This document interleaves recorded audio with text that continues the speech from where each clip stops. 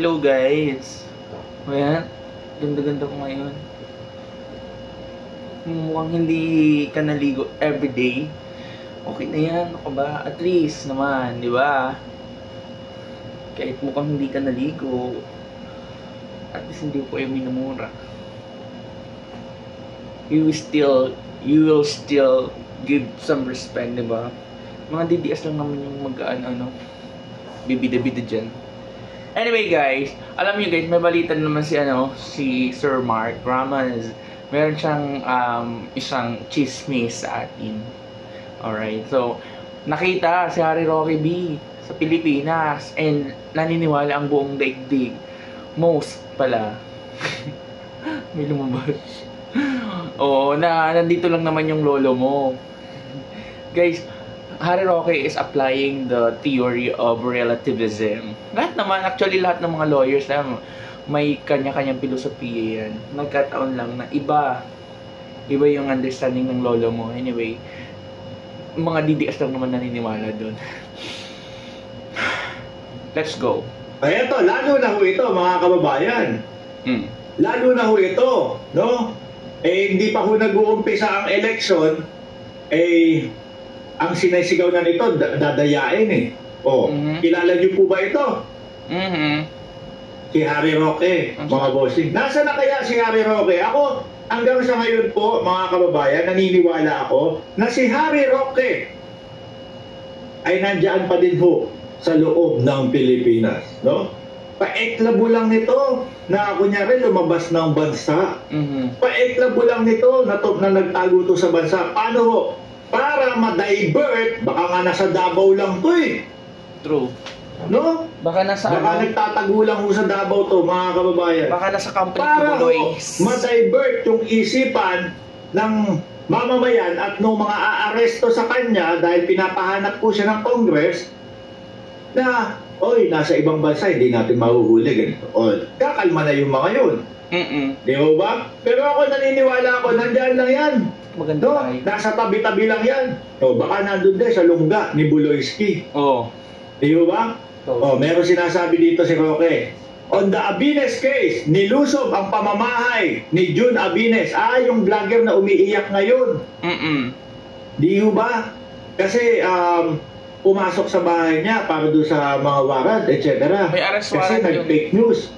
Yes. Ginawang si General Torre, malubha daw ang karamdaman. Wala naman po katotohanan. Ang naging resulta po, yung mga kaanak at mahal sa buhay ni General Torre nag-alala, na-estreso, mga bossing. Ayun. Kaso, kinuha ang cellphone, kinuha ang kanyang cellphone at laptop. Ano naman kung nandoon yung mga ebidensya? Di ba? Mga kababayan, kasi bakit natin na-future si Roque, mga kababayan? Dahil napansin ko ho, hanggang ngayon po,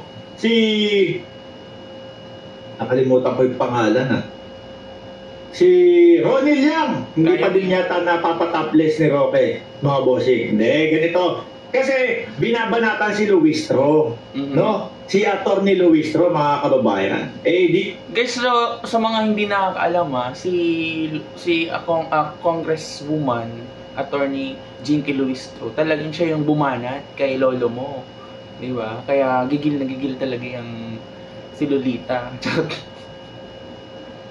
Grabe yung bumanat niya kay Attorney Luistro.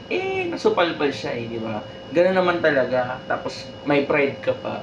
Ang pagkakamali niya lang is sa kanya siguro tama because feeling niya siya yung right use. Diba? Ganun. Mga ganun lang tayo. Hindi tayo masyadong maging dito mga terminologically intelligent. Ano daw? Charot. At least, di ba, ang lolo mo super tago siya.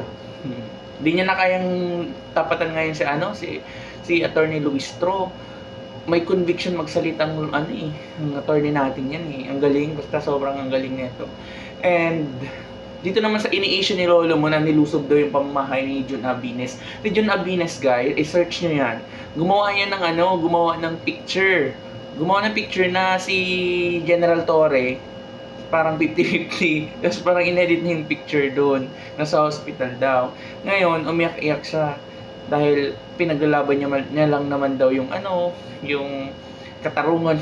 Diyos ko, kung ganun yung katarungan, wala nang hustisya ang mundo. Kaya yun, napala siya, nabigyan siya ng arrest warrant. So, nakuha ngayon nakuha yung laptop niya, yung phones.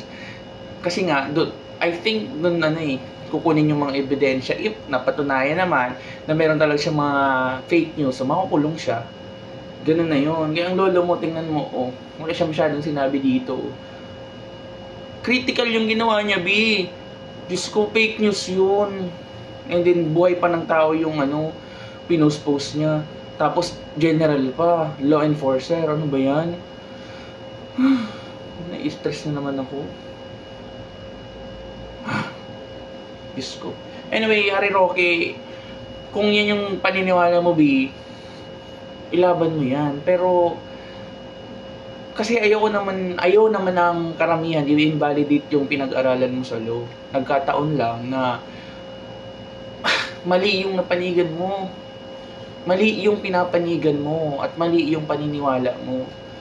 Ngayon yung di ba? Dito na natin ma-differentiate yung pagkakaiba ng tama sa kamali. Naku, ikaw na muna nga, idol. Ihamak naman po na mas matalino itong si Congresswoman Luistro, mga bossing, kaysa po dito kay Roque. Bumaba na, pakinggan nyo mga kababayan. Sige, labas mo yan. Kulat nga ako na abogado ka, hindi ko maalam na abogado ka talaga dahil bakit magtatago yung asawa mo na wanted sa rape mo, kung abogado ka, alam mo. Nasagot na nila yan. Oh, yes. Hindi ba, mga kababayan? Hanapin nyo na lang po doon sa page mismo ni Congresswoman Luistro. Okay guys, for the sake of argument, diba? Perfect. Guys, dun sa nangyaring yan, if I'm not mistaken, dun sa mga binasa ko, kasi syempre na-curious din ako. Love na love ko siya Kumbaga, love na love ko sa Attorney Luistro. Tapos itatago niya yung asawa niya. Kasi nga, yung asawa niya daw, hindi na, as she explained, guys, meron siyang interview about that So, hindi lang siya masyadong nag-sink in sa akin. But as far as I'm understanding the scenario, as far as I understood yung nangyari, actually, hindi naman convicted yung asawa niya. So, marami, parang hindi ko lang sure kung, I think ni Duterte. Yung sa time pa ni Duterte, syempre dun pati, di ba? Patay kung patay. Anyway, pag-aralan nyo na lang. Hindi yung kasali sa pinag-uusapan natin. Hindi na may damay ko lang. Bala na kayo dyan. Go. Dapat gawin yun, no? Bakit mo sasabihin na ibabasura yan at tamang proseso na ginawa ng House? Kasi kumpiyansa sila na kumpleto ang ebidensya nila. Ito po ay patungkol, mga kababayan, doon po sa impeachment ni Inday Sara Duterte. Si Inday Sara Duterte na ating vice-presidente, sinasabi po nila, simulat sa pool pa lang wala silang kaba, hindi sila nai-stress, okay lang sa kanila, at mas masakit pa sa break-up. Mas masakit pa yung break-up kesa daw po yung ma-impeach ng House, mga kababayan. Pero ang ginawa po ng kampo ni BP Sara, yun, nagsumbong sa Korte Suprema. Yes. So ngayon po, ang Korte Suprema po, mga bossing, siyempre, dadaan lang naman po yan sa tamang proseso. Pinagsasabi na, explain nyo ito, magsalita kayo, o mag-comment kayo about dito sa sumbong ni Inday Sara Duterte na pinapahinto yung impeachment niya. Hindi na-i-stress, okay lang, kaya daw nilang sagutin lahat, pero nagsusumbong sa Supreme Court. So sabi po ni Congressman Luistro, mababasura lang yan. Bakit niya po hindi masabi yun? Kumpiyansa po sila na kumpletos rekados ang kanilang ebidensya. Nag-uumapaw ang kanilang ebidensya, mga kababayan. Di ba? Siyempre, bilang isa na nandun sa side na nagpapa-impeach kay Inday Sara Duterte, alam nga namang sabihin na, naku, ayun, ihari kami. Mukhang papahinto yung impeachment natin. Bilang isa po sa mga kasama doon, na nagsaliksik. Yes. Si Attorney Luis Tro, isa po siya sa mga prosecutors po na gaganap bilang prosecutor, di ba? Ano ba yan?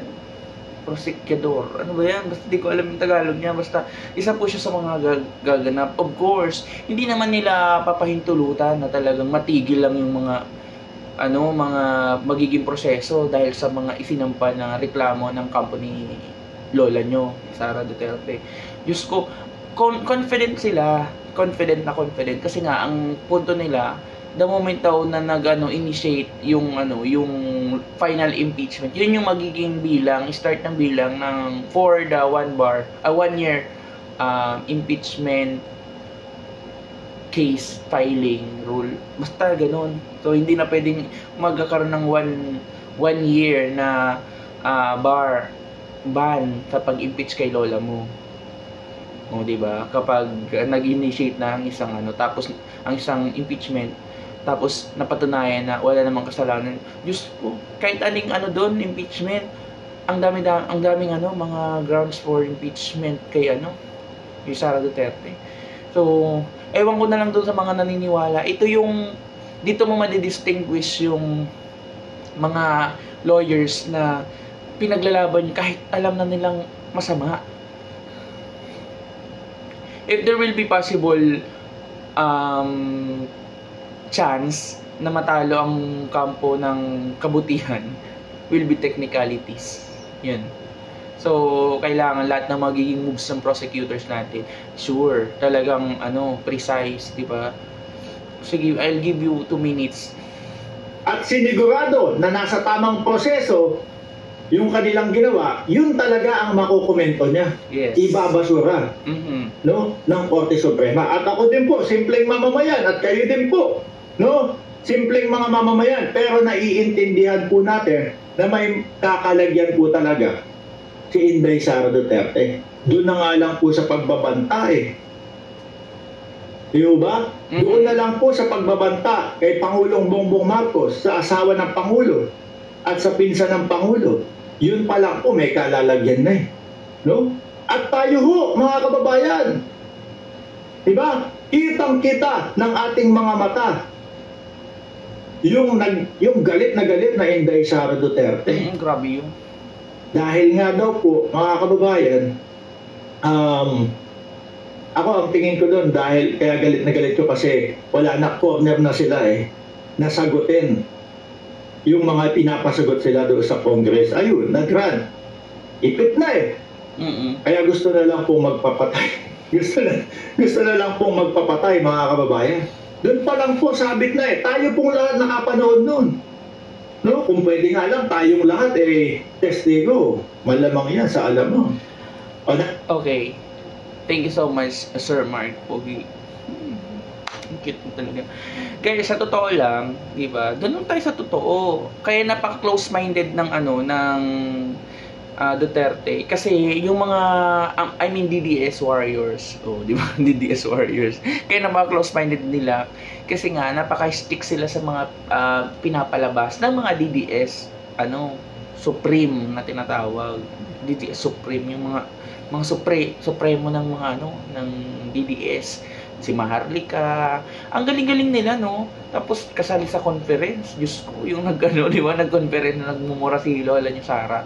Di ba, andun si Maharlika. Sino pa yung mga yung Trixie ba yung spelling niya, T-R-E. Nabibisa-bisaya talaga ako, pero I think yun yung spelling niya, or Trixie, I don't know.